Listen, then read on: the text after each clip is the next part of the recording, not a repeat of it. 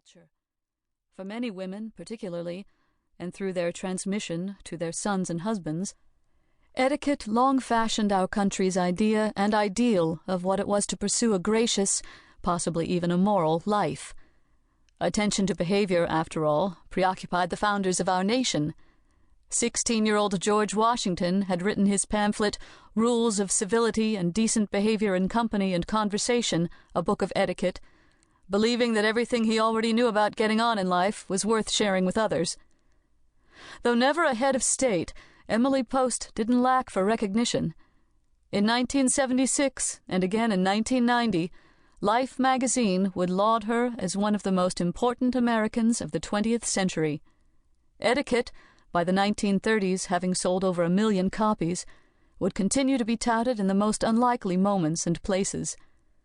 The list of extravagant citations the book has received in the past few years alone includes admirers as disparate as P.J. O'Rourke, reminiscing about learning how to fit into society through Emily's book, Joan Didion, using etiquette to confront her grief over her spouse's death, and Tim Page, a Washington Post music critic, discovering that etiquette could help him cope with Asperger's syndrome.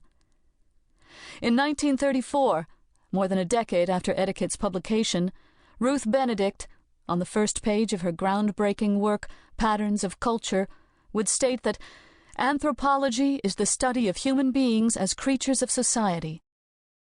Lacking the intellectual tools to articulate her own cultural philosophy, Emily Post, nonetheless, worked instinctively from a similar model. While Benedict was exploring customs far from her native shores, Emily was a domestic anthropologist, plumbing the homegrown soil for its indigenous fertility.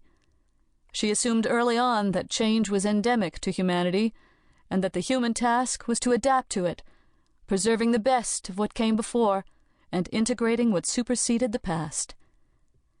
Emily Post's life and work would have been inconceivable without the story of Ellis Island and the millions of immigrants who sought to become what they considered real Americans during Emily's lifetime.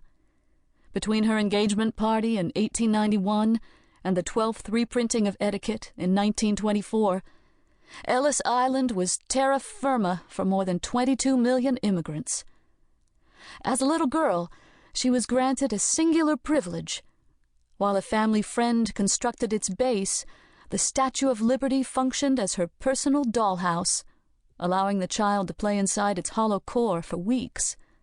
When the statue was completely finished, her beloved father shared the dais with a select group, helping to dedicate Miss Liberty to the American people, especially to those future citizens streaming through the immigration corrals.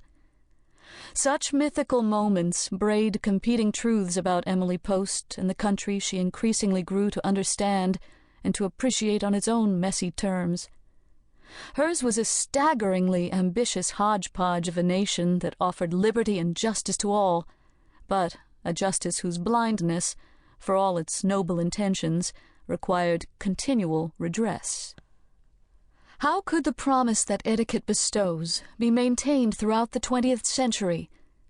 How, in the face of massive human and natural evils, could Americans believe that considerate social intercourse remained a significant issue, that politesse mattered? If misleadingly superficial at first glance, however, the lady's solution holds up after all. Emily Post was not alone in maintaining that the art of treating people well is the other side to the act of waging war. Part 1. She must not swing her arms as though they were dangling ropes.